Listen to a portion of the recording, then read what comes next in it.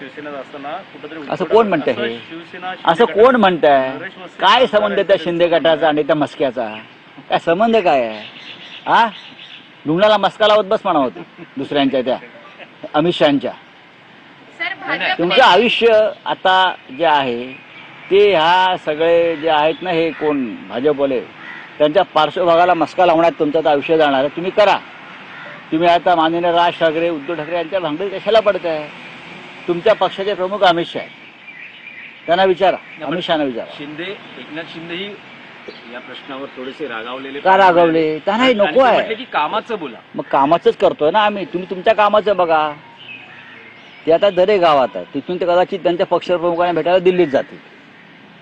हा, ते त्यांचं काम करतील, आम्ही आमचं काम करू. राज ठाकरे परदेशात आहेत, राज ठाकरे परदेशात आहेत. या महिना अखेरीस ते येतील परत भारतात. तर अशा वेळेस उद्धव ठाकरे, राज ठाकरे एकत्र भेटून काही चर्चेला सुरुवात होईल का? आतापर्यंत प्रस्ताव प्रतिसाद झालेले आहेत, पण हे कमी आहे का? पाहायला मिळेल का? हे कमी आहे का? हे जे सकारात्मक पाऊल दोन्ही बाजूंनी पडलंय, हे तुम्हाला कमी वाटतंय का? नाही, कमी नाही, पण याचा पुढचा भाग आपल्याला बघायला मिळेल. पुढचा भाग आता कसा काय तुम्हाला सांगणार ना? सिनेमा असतो ना एक चांगला, शूटिंग चालू आहे, रील बनतायत. रावसाहेब, अजित पवारांनी म्हटलंय की हिंदी भाषा शिकली तर कुठं गैर आहे, विरोधक समाजात तेढ निर्माण करण्याचा प्रयत्न करतात. मी अजित पवारांच्या मताशी सहमत आहे. हिंदी भाषा शिकायला कोणाचीच अडचण नाही. शालेय अभ्यासक्रमात त्याची सक्ती होऊ नये याच्यावरती चर्चा सुरू आहे. मी वादही म्हणत नाही, चर्चा सुरू आहे. त्यांनी तुम्हाला समाजात तेढ निर्माण करतात. कोणी तेढ निर्माण करत नाही.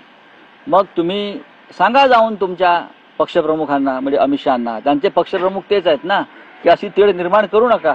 अमित शहा येणार होते. हेलिपॅडसाठी 1.5 कोटी खर्च केलेला आहे. 1.5 कोटीची उलाढाल झालेली आहे. एक लक्षात घ्या, जनतेचा पैसा. एक लक्षात घ्या, ते देशाचे गृहमंत्री आहेत. जरी आमचे मतभेद असले तरी ते देशाचे गृहमंत्री आहेत. याआधी सुद्धा पंतप्रधान, गृहमंत्री यांच्या संदर्भात अशा प्रकारचे हेलिपॅड बनलेले आहेत. त्याच्यामुळे उगाच तुम्ही हे नसते वाद कशा करता? देशाचे गृहमंत्री आहेत. आमचे राजकीय मतभेद आहेत, पण ते देशाचे गृहमंत्री या क्षणी आहेत, प्रधानमंत्री आहेत, संरक्षण मंत्री आहेत. त्यांची व्यवस्था करण्यासाठी हेलिपॅड उभारला असेल तर तो शासकीय कामकाजाचा भाग असतो. विलेपार्ले येथे थेट मंदिरावर तोडक कारवाई पालिकेकडून केली. त्याच्यानंतर आंदोलनाचा मोर्चा काढल्यानंतर वॉर्ड ऑफिसरला जे त्याची हकालपट्टी करण्यात आली.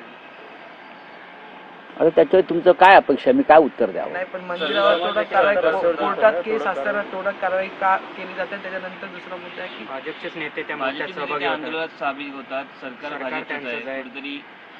बघा, याच्यामध्ये या सगळ्या गोष्टीमध्ये मंदिर तोडण्यापासून ते एकत्र आणून नेतृत्व करण्यापासून यांचं राजकारण आहे.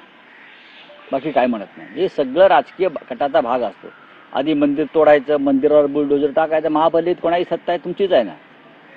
मग त्यांना एकत्र करायचं, मग भाजपने तिथे जायचं, मग त्या अधिकाऱ्याला सस्पेंड करायचं.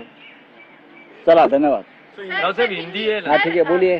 सर, हिंदी में निशिकांत दुबे जो है, उन्होंने कहा है कि देश में जो भी दंगे भड़क रहे हैं उसके पीछे सुप्रीम कोर्ट वजह है, और चीफ जस्टिस जो भी बयान देते हैं उसकी वजह से देश में दंगे भड़क रहे हैं. कौन से चीफ जस्टिस की बात कर रहे हो?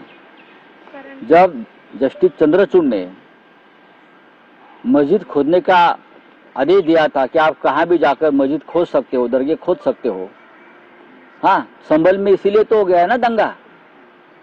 तो क्या निशिकांत दुबे उस बारे में बात करना चाहते हैं क्या? DY चंद्रचूड़ की जजमेंट के बारे में, कि आप जाकर किसी भी मस्जिद को खोद सकते हो, नीचे मंदिर है या और क्या है देखने